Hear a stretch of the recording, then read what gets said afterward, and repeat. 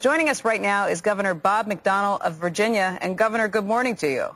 Hey, good morning. Thanks for having me back on Squawk Box. Well, it's great to have you here, and we're very pleased to have you here on this day when you are choosing the candidate you're going to be supporting. Mitt Romney is getting your support? I am. I'm announcing today I'll be the governor in South Carolina later on today. But I've decided to support Mitt Romney. I think he's a results-oriented conservative. I think he's the best leader to get America back on track, to create jobs, to get this national debt under control. And I'm delighted to be supporting Mitt Romney. What pushed your decision? Was it the debate performance last night, or had you been leaning this way for some time?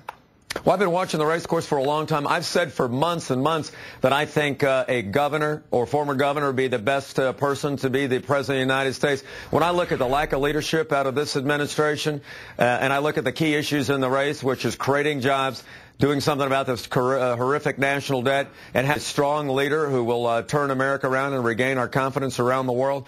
Mitt Romney is clearly that guy. Marvelous record in the blue state, great private sector experience in creating jobs, and has been an optimistic, results-oriented conservative. And that's why it's time now for me to get involved. It's a Southern primary. I'm a Southern governor, and I thought I could help the governor by coming out today. Last night in the debate, many pundits are saying that Newt Gingrich emerged as the big winner, that he came out on top. And if you look at a lot of these polls, it is showing a very close, almost a dead heat in some polls between Gingrich and Romney. How important is the South Carolina primary? Well, they're all important. Governor Romney has won the first two, subject to a recount, of course, in Iowa, but I think he's got steady momentum. A lot of candidates have been up and down in this race. Mitt Romney has been the one who has been steady and garnering support. Look, we've got great candidates in the race. Any one of them would be better than President Obama in being a strong leader, creating jobs, and getting our debt under control. But Mitt Romney's got a proven record. He's a results-oriented conservative, and he's got the record of creating jobs, 120,000 jobs in the private sector. He was able to cut spending, get budgets under control, and balanced in Massachusetts. And so he's got the proven record of getting things done. He's the best candidate for America, and that's why I'm supporting him. Governor, when you go down to South Carolina today, what's your message going to be to those voters who are still on the fence, who are still trying to decide which way they're going to go? My message would be, if you want to win the race in November, vote for Mitt Romney. He's the best candidate that we've got to beat President Obama.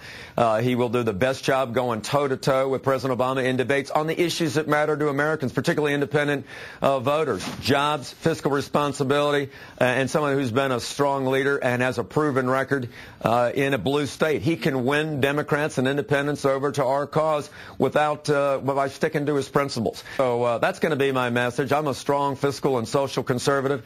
I'm a veteran, and I think that for people that have those that support our military, that support the traditional values that this country was based on, Mitt Romney is the guy that will defend those values in Washington. Governor, how do you believe Romney should address the private equity issue? He has yet to fully embrace a full-throated defense of Bain, and I'm curious if you had advice for him, what you would suggest.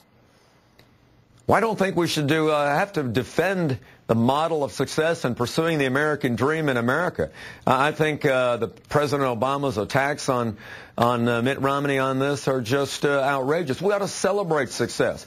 People like Bill Gates and Steve Jobs and Mitt Romney and countless others who have worked hard and made good decisions, taken risk, and used their God-given talents to pursue the American dream. We ought to celebrate that and not punish success. It's just the opposite view out of this administration, where they want to soak the rich and tax wealthy people more and punish people who have been successful. Talking down to Wall Street, that's not the formula for success.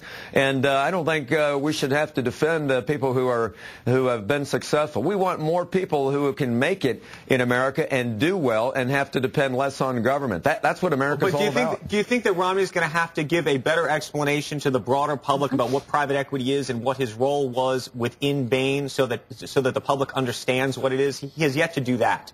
Well, I think he's done pretty well saying, look, because we have risk capital and help companies grow, that we've created 120,000 jobs. But you know what? In America, we believe that there's a freedom to succeed and fail. Businesses do that all the time, but on balance, Bain Capital, with his leadership, as well as his leadership of the Olympics, have been very successful. And I think that this is the heart and soul of what America stands for, the opportunity to succeed. We don't make guarantees. We give you the opportunity to do well in America. That's what he should say. Governor, our guest host today is the celebrated economist John Taylor, and he has a question for you as well. Okay. Governor, your economic record in Virginia is a good one. What kind of lessons do you get from that at the national level? What are the things that you can most easily apply quickly, because we need it? Well, thanks, John. I mean, we've been fortunate in Virginia. We've got our unemployment rate down to 6.2%. We've had $1 billion in surpluses the last 2 years. But, the formula's pretty simple. You keep your taxes and regulation and your litigation low. You keep strong right-to-work laws. You promote great universities, but you live within your means. That's what Washington is broke on. That's why President Obama needs to be replaced. He's for more spending, more stimulus. That's the wrong formula. Spend within your means, just like families and businesses are doing. And Mitt Romney gets that, and that's why I'm supporting him, and that's the successful formula for America. You've got poll numbers that most politicians would kill for. Your latest approval ratings were 57% versus a 21% negative approval rating. And my question is, how have you been able to do that? Is it because of what you just talked about with the budget surplus and with the unemployment levels there versus the national unemployment figures? I think what it is you got to tone the rhetoric down. What we have in Washington is we have a surplus of rhetoric and a deficit of results. People want to see people get things done. We want solutions, not sound bites. And that's what I've tried to do with Republicans and Democrats, is turn the partisanship down and focus on solving problems, whether it's the budget or energy or transportation or higher education. Let's work together and find solutions. And people have responded to that. And I'm blessed to have a great cabinet, a great team, and find ways to get people to work together, because we have people hurting in America with this high unemployment rate, 35 months in a row, over 8% with President Obama.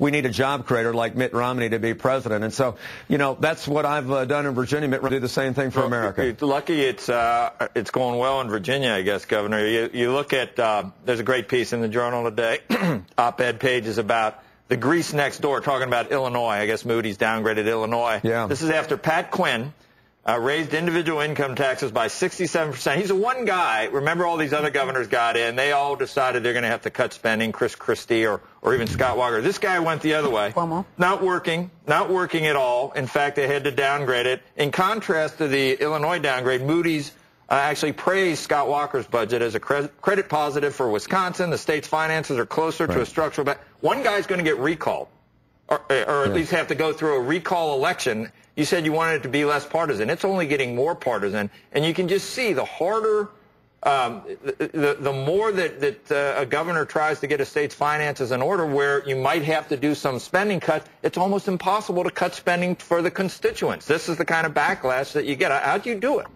Well, that's very good points, which is why you need a battle-tested governor like Mitt Romney to make the tough decisions to get this crushing $15 trillion and growing national debt under control. Scott Walker's a gutsy guy. He made tough decisions. You going to survive, Governor? Oh, sure. We're going to be 100% behind him, the rest of us Republican governors. There's going to be unions that are 100% against him, so there's going to be a lot of money spent there.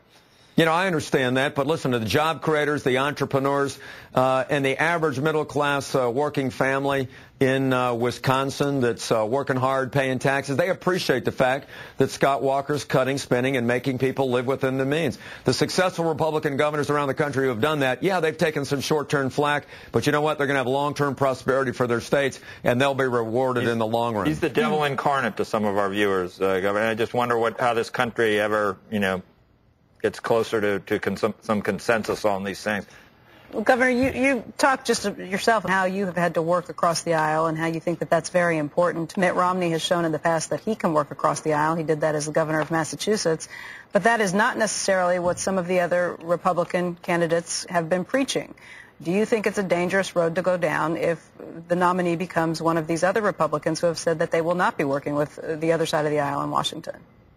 Well, the nominee is going to be Mitt Romney, and I'm convinced of that, and it's another reason I'm strongly supporting him, because we got to get him into the position now to start the general election the general election message about jobs and opportunity.